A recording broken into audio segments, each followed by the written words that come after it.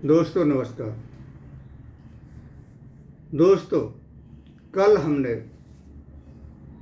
प्रधानमंत्री ग्रामीण आवास योजना के बारे में आपको विस्तार से जानकारी दी थी।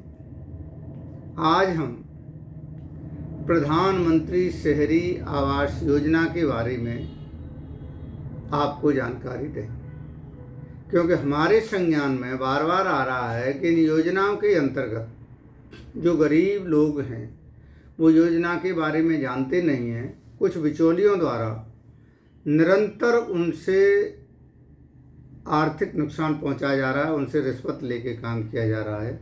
तो हम जन जन तक इन योजनाओं की विस्तृत जानकारी आप तक पहुंचाना चाहते हैं, जिससे आप जानकारी के बाद में अपने आप में इतने सक्षम हो जाएं कि आपको किसी की मदद की आवश्यकता नहीं पड़े और आप इस योजना का लाभ आसानी से प्राप्त कर सकें। तो साथियों, शुरू करने से पहले आपसे एक बार फिर आग्रह करेंगे कि इस चैनल को सब्सक्राइब करें, शेयर करें, लाइक करें, जिससे बनने वाला हर वीडियो आप तक आसानी से पहुंचे और आप उसे सुगमता से देख सकें। साथियों, ये शहरी प्रधानमंत्री आवास योजना मार्च 2021 तक थी, जिसे बढ़ाकर 31 मार्च 22 तक कर दिया गया है। तो जो व्यक्ति जिनके भी अपने शहर में पक्के मकान नहीं हैं वो इसका लाभ ले सकते हैं। और लाभ लेने के बाद प्रधानमंत्री जी की ये कहा है कि हम 2 करोड़ मकान, 1 करोड़ शहरी और 1 करोड़ ग्रामीण लोगों को मुहैया कराएंगे। तो इसके अंतर्गत हम कल बता चुके हैं। आज हम शहरी ग्रामीण विकास योजना के बारे में बताएं। साथियों, शहर के अंतर्गत रहने वाले ऐसे लोग जो झुग्गी झोंपड़ी में रहते हैं या जिनके पास में रहने का प्रॉपर स्थान नहीं है, जिनकी इनकम भी कम है, तो उन लोगों को विभिन्न श्रेणियों में मकान उपलब्ध कराए जाएंगे। तो इसके अंतर्गत सबसे बड़ी पहली बात है कि वो पात्रता क्या है कि आवेदक भारत का स्थायी निवासी हो, उसकी उम्र 18 वर्ष पूरी हो गई हो, उसके पास अपना कोई घर नहीं हो, परिवार के भी किसी सदस्य के पास घर नहीं हो और पहले से उसने किसी भी आवास योजना का लाभ नहीं लिया हो, और इसके साथ साथ उसके पास इनमें से कुछ दस्तावेज होना आवश्यक है। इन दस्तावेजों के होने के बाद में उसे उसके लिए अप्लाई कर सकता है। तो या तो उस पर अपना पासपोर्ट हो और वो पासपोर्ट परिवार के मुखिया के नाम से हो, या अन्य परिवार रजिस्टर की सूची हो, मोबाइल नंबर हो, उसका वैध बैंक खाता हो, खाता नंबर चाहिए, आधार कार्ड और पैन कार्ड चाहिए, परिवार की मासिक आय का उसके पास में एक सर्टिफिकेट हो और वर्तमान पता होना चाहिए। ये लोग उसमें लाभार्थी बन सकते हैं। अब बात आती है कि हम इस योजना का वर्गीकरण कैसे करते हैं। तो जो वर्गीकरण की मामला है वो ये है कि 3 लाख तक की वार्षिक आय वाले आर्थिक दृष्टि से कमज़ोर वर्ग वाले व्यक्ति EWS श्रेणी में आते हैं। उनको 6.5% इंटरेस्ट की सब्सिडी दी जाएगी। 2 नंबर के 6 लाख आय वाले व्यक्ति निम्न आय वर्ग में आएंगे, जो LIG के लिए, लोअर इनकम ग्रुप के लिए वैलिड हैं, उन्हें उसमें लिया जाएगा। उनके लिए भी 6.5% इंटरेस्ट की सब्सिडी दी जाएगी। 6 से 12 लाख तक वार्षिक आय वाले लोग हैं, वो MIG 1 में मिडिल इनकम ग्रुप में आएंगे और उन्हें 4% की रिबेट की सब्सिडी दी जाएगी। और 12 से 18 लाख आय वाले हैं वो MIG 2 में शामिल हैं। इन्हें 3% की सब्सिडी दी जाएगी। साथियों, टैक्स बेनिफिट वगैरह वाले कॉलम हम बाद में बताएंगे। दूसरा जो मेन चीज़ है, एक वो है कि जो अफोर्डेबल हाउस,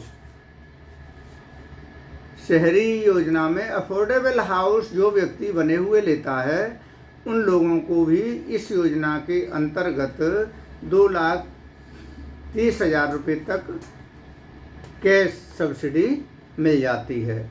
इस प्रकार से ये योजना उन लोगों के लिए बहुत लाभकारी है जो अपना शहर में मकान बनाना चाहते हैं।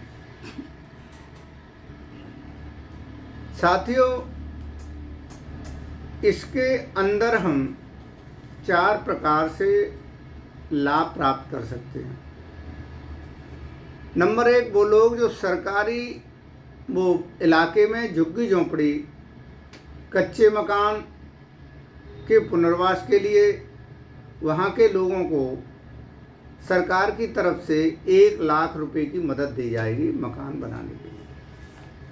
अगर किसी को मकान बनाने के लिए लोन चाहिए तो इस योजना के तहत लोन ले सकते हैं और इसमें सरकार की तरफ से 2,67,000 की सब्सिडी दी जाती है। ये उन लोगों को आय ग्रुप तक के लिए हो जाती है जो 18 लाख से कम इनकम वाले हैं। 3 नंबर है, सरकार और कुछ प्राइवेट संस्थाओं के द्वारा